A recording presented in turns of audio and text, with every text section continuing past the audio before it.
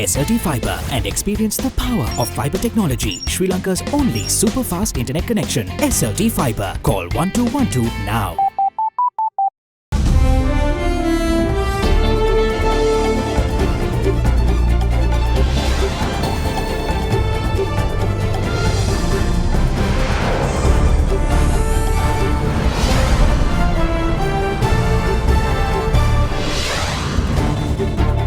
Tonight, the contentious letter. UN Special Rapporteur tight-lipped on meeting the judiciary. I don't know what is this request. Still a way to go. Northern Governor airs grievances of the province. Northern province needs potable and agriculture water. Health is one of the major issues we have in the north. We need 400 doctors. We need 700 nurses. Rubber woes. Industry personnel lament output deficiencies. We believe in Sri Lanka. We believe in investment. We continue to invest in Sri Lanka. However, we can't continue doing that without having natural rubber. All that and much more coming up on First at 9, this Saturday, the 27th of July, 2019. From AdaDerana, this is AdaDerana First at 9. මුහුණ සති කීපයකට කලින් Fair and Lovely men ගෑවට පස්සේ Marx අඩු වෙලා ෆෑනස් වැඩි වෙලා. Marx අඩු කරලා ඔයාගේ ෆෑනස් ස්ටෑන්ඩඩ් එක වැඩි කරගන්න. Fair and Lovely men anti marks cream. Live from Studio 24 in Colombo. Good evening and welcome to First at 9. I'm Dhammika Kanaka. Let's start with your local stories. Governor of the Northern Province, Dr. Suren Raghavan, is concerned with the lack of medical facilities, including doctors, in the province. Addressing a media briefing in Colombo yesterday, Dr. Raghavan spoke on an array of matters concerning the north, with media's portrayal of the province as well as development work also being among the topics. Northern province needs potable and agriculture water, which is one of the fundamental issues right now. We have the 10,000 deeds distribution for landless people. We have done already 3,000 and another 3,000 will be given by end of August, and by December we want to finish the balance 4,000. And then what we need is finance to cultivate and build this agricultural economy. For this we are trying to revitalize the cooperative movement in Sri Lanka. So 127 cooperative societies are functioning. We with the central government, central bank, have discussed with these societies, are hoping to come together as Northern Cooperative Development Bank that will be working as a cooperative bank but focusing on livelihood development. Governor of the Northern Province, Dr. Suren Raghavan, was also unhappy with the bad rep the media gives to the province. The media had been reporting the negative impacts about the drug or a particular group misbehaving, and then landmines being discovered. I mean, we are discovering landmines is still in Vietnam and still in Japan after 50 years of war. So war that happened just finished on 10 years ago. We are sure to find those paraphernalia. So it is not to say that Jaffna is going back to war. Dr. Suren Raghavan also voiced health concerns the Northern Province is confronted with.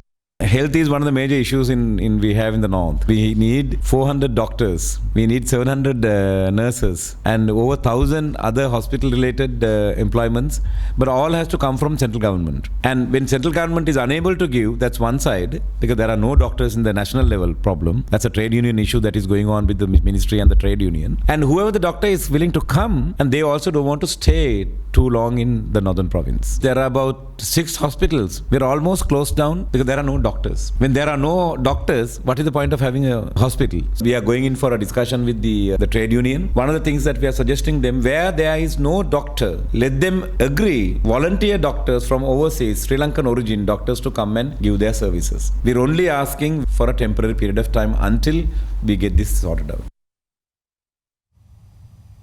The visiting UN Special Rapporteur for Rights to Freedom of Peaceful Assembly and of Association, Clement Nyeletsoziwul, raises concerns on the approach of the Sri Lankan police managing assembly and the process of registering non-governmental organizations at national level. Speaking to media yesterday, the UN Special Rapporteur further highlighted that the strength of trade unions have diminished since the late 70s, citing cases where there have been obstacles to freedom of association.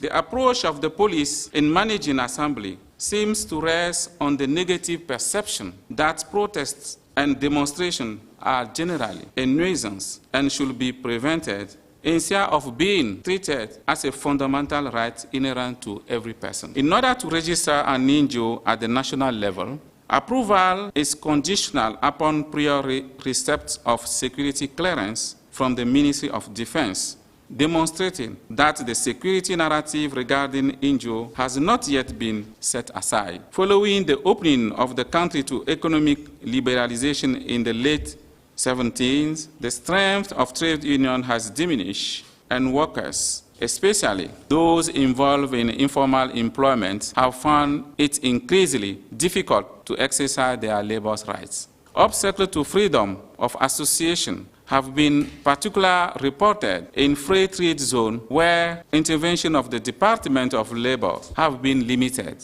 while the right of union in this area is recognized on paper. In practice, it is extremely difficult. In the meantime, a letter which sought facilitation of a meeting between the visiting UN Special Rapporteur and members of Sri Lankan judiciary caused ripples over the last few days, with some members of parliament calling the move, or motives rather, behind the letter in question, and the Speaker also stating in the House that such meetings should not happen. The Special Rapporteur himself was questioned on the matter yesterday. On Wednesday, members of Parliament brought to light a letter which requested the facilitation of a meeting between visiting UN Special Rapporteur on the rights of freedom of association and peaceful assembly, Colombo Rubber, with the Minister of Justice, the Chief Justice and judges of the Colombo High Court. It was sent by the Acting Secretary of the Ministry of Foreign Affairs to the Secretary of Justice. One of the points of contention included in the letter was that it pinpointed several cases which are currently being heard in courts. After concerns were raised on the possible meeting, the Speaker told Parliament that he took measures to prevent the meeting on the day and that the visiting Special Rapporteur should not meet the judiciary. The following day, however, Minister of Foreign Affairs Lasith Malinga told Parliament that it is customary for a visiting UN envoy to seek the facilitation of such meetings, and the letter in question is nothing out of the ordinary. With that being the case, the UN Special Rapporteur was quizzed on whether he met the judiciary and the contents of the discussion. I just wanted to emphasize that I don't know what is this request. And as a matter of practice, every time that I go to country, I always meet with all of the institutions, including the judiciary. This is how I request to meet them. What's the request the government sent to the judiciary? I don't know. This is the communication between the government and the judiciary. But I met all of the institutions. The meeting between me and institutions, even NGOs also, is confidential, and I never disclose the content of this meeting. So please, I will not disclose anything that we discussed or we didn't discuss, or if we discuss or not, because it's confidential. But I want to emphasize again that this is not typically for Sri Lanka. In any country visit that I conducted, including Tunisia, including Armenia, I met with all judicial authorities. So it's part of the obligation of any country to assist the special rapporteur when they are going to the country, and also to organize meeting between the special rapporteur and any institution. And my work is to assist the country to strengthen his democracy, his human rights. Moving on with other stories, Attorney at Law Javed Yousaf strongly believes that the 19th Amendment is not meant to be permanent in its current form and must be completed. As an alternative, he moves the 20th Amendment to the Constitution proposed by the Janata Vimukti Peramuna, which will ensure the abolition of the executive presidency. He was speaking at a discussion on the constitutional powers of the President post 19th Amendment to the Constitution organised by the Ceylon Chamber of Commerce. The minorities have never suffered as much during the parliamentary system as the executive system. To my mind, the executive presidency is useful to minorities because minority leaders, political leaders, are able to more easily cut deals with one individual rather than with a political party and a parliamentary system. I firmly believe that the abolition of the executive presidency is a sine qua non for the progress of the country. I think President Maithripala Sirisena wanted to reduce the term of the presidency to 4 years. Now, what is the option phase? This 19th Amendment is not meant to be a permanent thing in the present form. It has to be completed. And from a country's point of view, the best option is to go for the 20th Amendment that the JVP has proposed. And everybody is for the abolition of the executive presidency. Then there is a reference to Article 43 that the president cannot hold a ministry. That may be correct, but everything does not happen constitutionally. For instance, there is a question whether the current president can hold the Ministry of Law and Order. There's a constitutional question, but he still functions in that capacity and governance goes on in that way. Post 19th Amendment, after the 2020 elections, it is very likely that it will be the President and Prime Minister will be from the same party. This situation is unlikely to recur. When that happens, the President will call the shots. One, of course, constitutionally is head of the cabinet, but apart from that, he is the head of the party which is running the country. So it is his word that will ultimately play a part. You cannot have this 19th Amendment as presently constituted permanently, because somewhere down the line at one point there may be the situation where you have two parties in government, the president from one party and another from the other party. So there are bound to be conflict and so on. So the argument for executive presidency is that the country needs a strong leader. A strong leader with weak systems of government is a formula for a dictatorship. What is needed is strong systems of government where a wise leader can direct governance. Another medical clinic organised by Manos AdaDerana was worked off throughout the day at the Sri Sumana Mahavidyalaya in Kobegene today. It was the 44th instalment in the series of medical clinics conducted with the aim of providing relief to patients with kidney disease and early kidney disease detection. As part of the program, members of the public were provided with eye tests as well as blood tests along with specialist medical advice.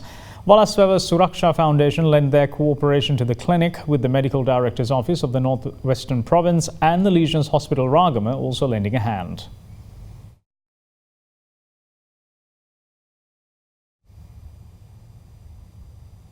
The 19th Presidential Cinema Awards was held in Colombo yesterday, where 27 artists were felicitated for their talent and contribution rendered to uplift Sri Lanka's cinema industry.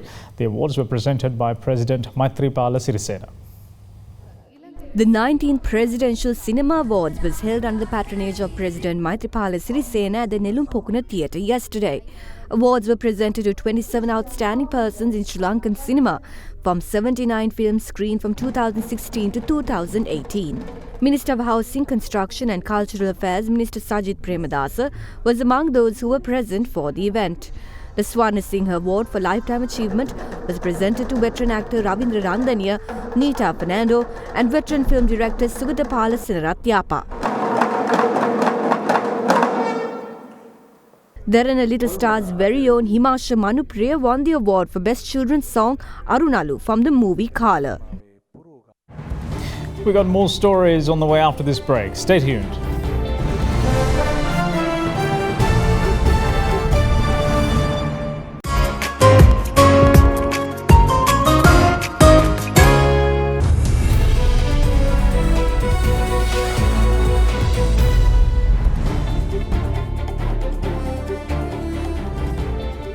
Welcome back. You're watching First at 9.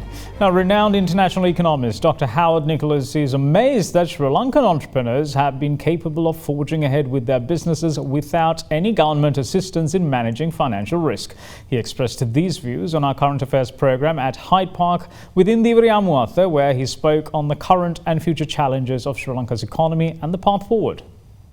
I'd like to ask you what immediate changes we need to make in the short term in order to look at that long-term change, positive change that you're talking about. Really, it is to sit a number of the entrepreneurs down together with the bureaucrats and ask them, what are the obstacles you face as export-oriented producers? Now, as I say, okay, manufacturing is one of those areas and the key area, but it's not the only one. Remember, we mentioned organic agriculture because that's much more high value added than ordinary agriculture. I think you have to ask the entrepreneurs, what are the barriers you're facing? Most of them will always say finance. And this has historically been the way the East Asians have promoted all their export-oriented activity. In the old days, it was development banking. Today, there is a move away from development banking because they're being targeted under WTO rules. You can't directly subsidize industries in that way. What has happened in a number of countries is they're using other avenues. One is municipal and city financing of activities. One way or the other, however the government does it, government has to absorb some of the financial risk in order to promote these entrepreneurs, because you're trying to support the small and medium scale companies. Don't forget, in Japan, companies like Toyota and Sony and all of them were actually small companies at the beginning before Japanese Development Bank started to work with them. Samsung of Korea was a small company. The Development Bank helped them grow by absorbing the risk. Sri Lankan entrepreneurs are a miracle. They do all of this without that support. And I find that an absolute miracle. Imagine what they could do with the support, where the government absorbs some of the risk. Now then, business tycoon WKH Vagapati says that if Sri Lanka is to achieve economic growth, encouraging entrepreneurship is pivotal, as this will be a key factor for wealth generation. He was speaking at Ignite 2020, where business leaders and think tanks shared their views on the current state of the Sri Lanka's economy. The GDP is 87 billion US dollars. So this is being generated by only 225,000 entrepreneurs. Only these 225 people create wealth, that 87 billion US dollar GDP, to be consumed by every one of you. So if we need to achieve the economic prosperity, we need to foster and encourage entrepreneurialism in this country. Probably you may know the world economy is moving from west to east. This is happening through our doorstep. That is the main reason why this geopolitical conflict, because our location specific advantage, unfortunately we are not ready to harness those emerging opportunities. We need a very committed, visionary, charismatic leadership. We have been going down in our various indexes, but at the end, I think we can't blame the others all the time. We can't blame policymakers, our politicians. We have to also share part of this blame ourselves, because we are the people who elect them. So next time, at least if you don't have a person that whom you think deserve your vote, spoil the vote. I see that especially after this Easter Sunday's attack, subsequent unrest, the traditional warmth and friendliness of our brand has perceived to have been eroded to a certain extent. We are igniting the racial disharmony among our brothers and sisters. So we need to rectify that as a nation. All of us, it's our responsibility. First problem Sri Lanka has is that we have a commodity mindset and we have a commodity pricing mindset, and as a result, we don't have a true strategy to take Sri Lanka to be a player on a global platform. And I'm saying, become a brand manufacturer for Sri Lanka.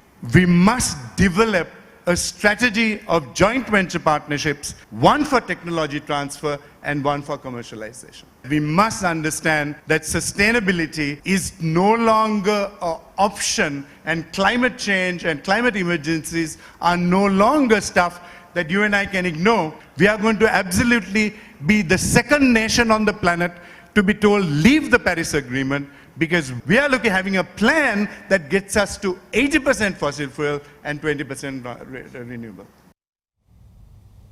Colombo Rubber Shredders Association calls on the government to put an end to the stepmotherly treatment meted out to the rubber industry.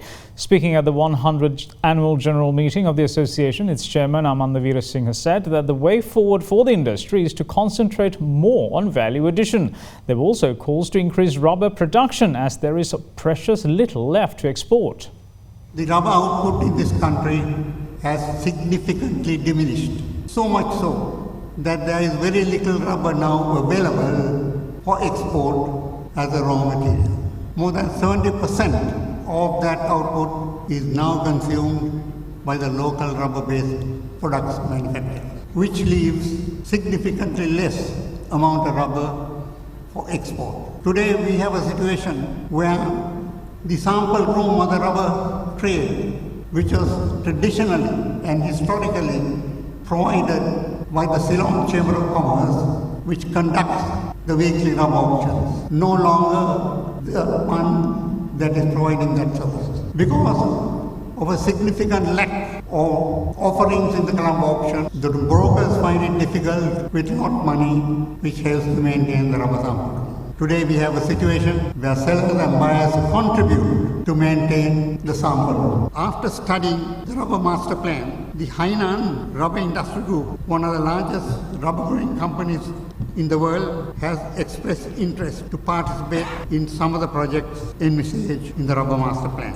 The SLAMAP led a gazette proposal for a 75% waiver of the port and airport development levy when importing high-tech automated machinery and equipment. In line with this, I also encourage the rubber traders, consider innovating your business models to provide more support towards the supply chain of our industry. Find how you can help differentiate the product that you offer to the market.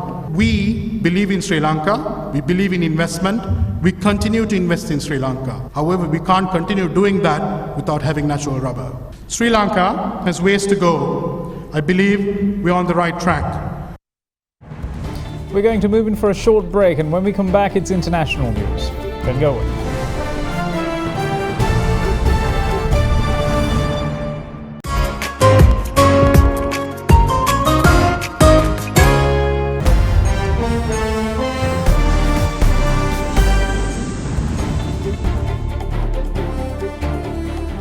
Welcome back. You're watching First at 9. Let's take a look at what's happening around the world.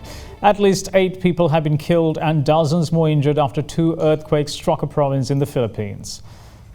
The magnitude 5.4 and 5.9 quakes hit the province of Batanes, an archipelago in the north of the country, earlier on today. Officials say that around 60 people are hurt. Many people were in their homes when the earthquake struck.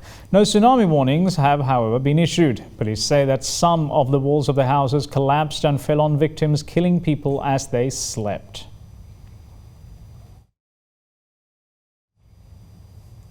The U.S. Supreme Court has said that President Donald Trump can use $2.5 billion of Pentagon funds for a section of the border wall on the southern border.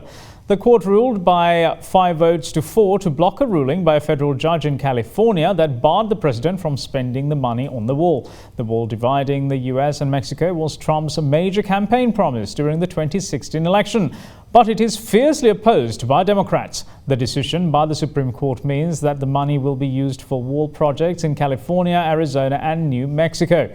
Following the verdict, the U.S. president hailed the decision as a big win for border security and the rule of law.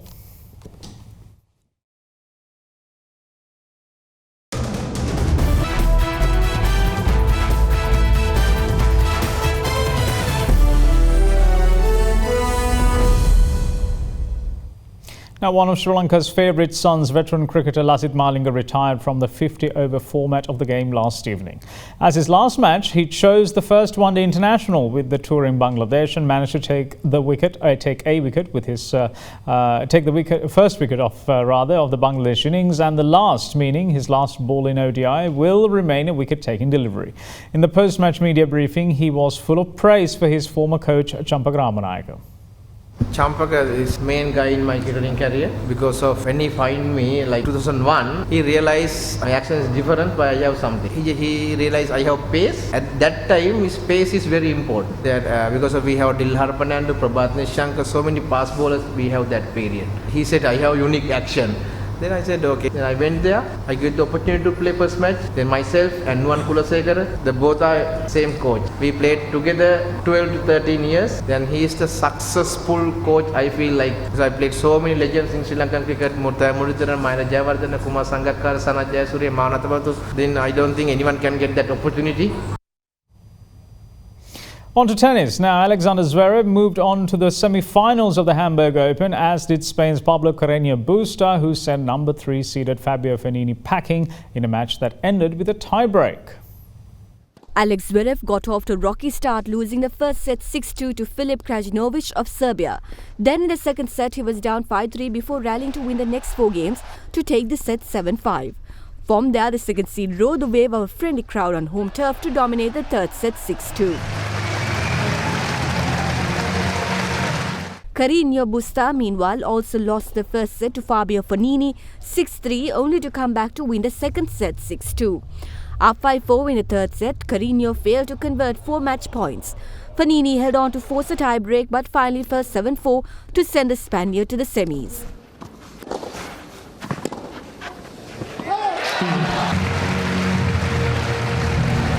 And that's it from all of us here at First at 9. Thanks for watching. Bye-bye.